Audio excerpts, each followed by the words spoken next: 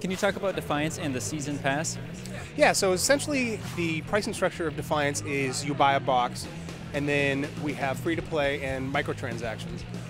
On top of that, particularly once the season ends, because we have a lot of free crossover while the season's going on between the game and the show, we also offer download content. And that will include things, potentially content, potentially features, and these will be things that we will essentially be charging for. And you'll still be able to access a lot of this stuff without paying for it. You may just not be able to necessarily utilize the rewards. How have you mapped out this game, world to expand over time? Yeah, you know, it's a massive online game, so these things are continually expanding. And so we're adding content all the time, new weapons, new outfits, also new missions, and new areas to explore. So that's typically how you do it, just giving players more things to collect, more things to get, and just more things to do in general. How does this game's DLC tie into the TV series? Primarily, the things we're offering between the television show and the game are not part of our DLC packs. They are something that happened during the season, and we're giving them to everybody because it's really one of our hooks, and it's something that Sci-Fi really loves and wouldn't want it to be limited to paid. And so we left a lot of the paid stuff for after the season itself.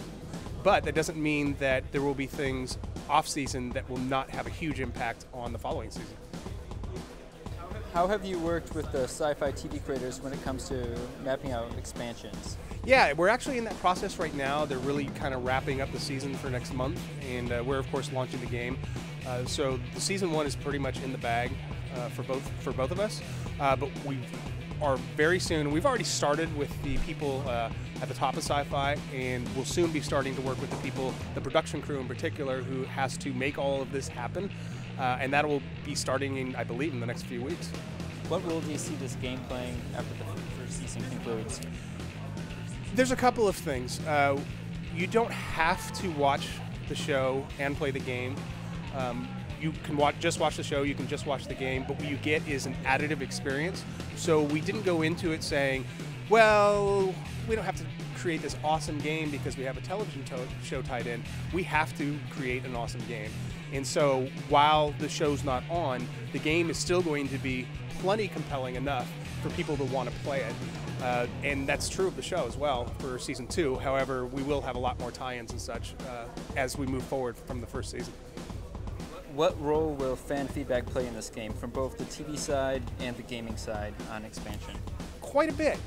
We have a lot of communication with our players. That's, again, what a massive online game is.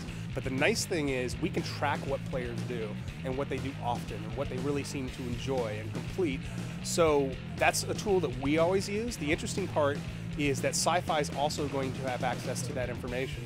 So they will have their own metrics that they run for the television show, but we'll be able to tell them what things that tie in with the television show players are really seeming to enjoy, which will educate us going forward what we should be doing and maybe what we shouldn't be doing as much, but also help them realize what potentially players would want to see just in general within the television show. So a lot of those metrics are extremely important for both of us.